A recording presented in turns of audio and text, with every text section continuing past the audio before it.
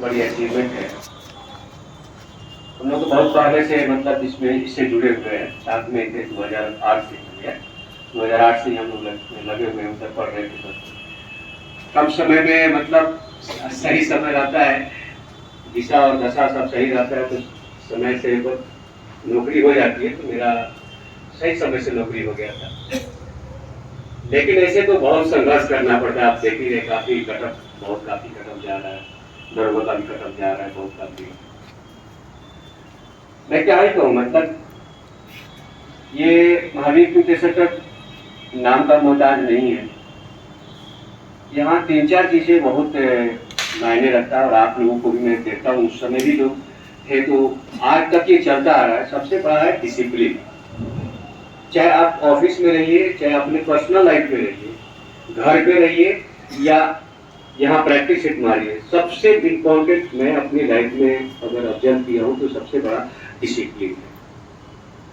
अगर आप पढ़ाई में डिसिप्लिन रख रहे हैं, घर पे डिसिप्लिन रख रहे हैं, तो वहाँ कामयाब होंगे। और संघर्ष तो हम लोगों को करना ही है। ये बहुत बड़ी बात है कि सब जितने भी क्षेत्र जहाँ से आए हुए हैं तो सब सारे संघर्ष कर रहे हैं, और संघर्ष करने वाले ही विद्यार्थी हैं। एक ये इम्पोर्टेंट बात है। और तीसरी सबसे इम्पोर्टेंट बात है अभ्यास। खूब अभ्यास कीजिए, खूब प्रैक्टिस सेट लगाइए। और काफी मैं देख भी रहा हूँ, मैं वीडियो देखता रहा तो हम लोग को बहुत कम टाइम मिलता है आने का, तो बहुत अच्छा चल रहा है। उम्मीद है हनुमान जी की कृपा रहा और सर का, छोटेलाल भाई का भी रहा, और हम लोगों का सपोर्ट तो रहता ही है जॉब होल्डर का। तो आप लोग हमेशा बढ़ते रहेंगे और मेरा आशीर्वाद भी रहेगा। एक शब्द मैं आप लोगों को बोलना चाहूंगा, आप लोगों के लिए, कि लक्ष्य जबकि दूर है, लक्ष्य जबकि दूर है तो तुम इस तरह क्यों खड़े हो? रास्ते में खो गए हो या लक्ष्य से डरने लगे हो? यदि डर गए हो तो सोच लो, ये बात गांठ बांधकर रख लो। आज चलो या कल चलो, चलना तो तुम्ही को है।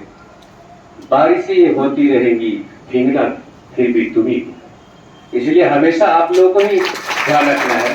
खुद आपको संघर्ष करना ही पड़ेगा लक्ष्य को प्राप्त करने के लिए, तो रगड़ना पड़ेगा।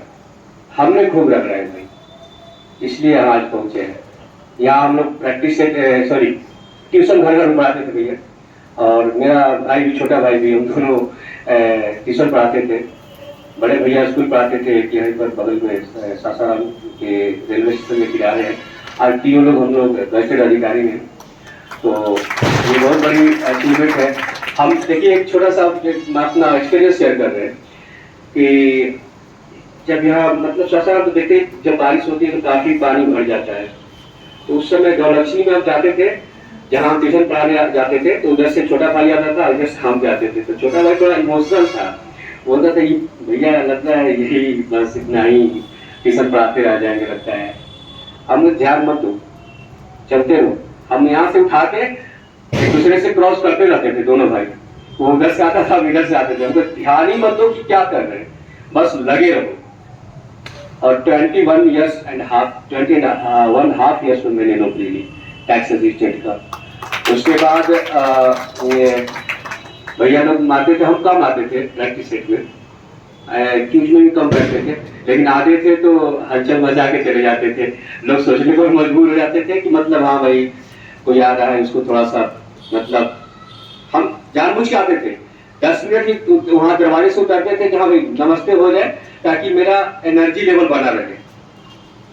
चाहते तो हम नहीं भी आते, आप प्रैक्टिस सेट में बुध या बृहस्पति को मारा जाता था, उसी प्रैक्टिस सेट में आए थे।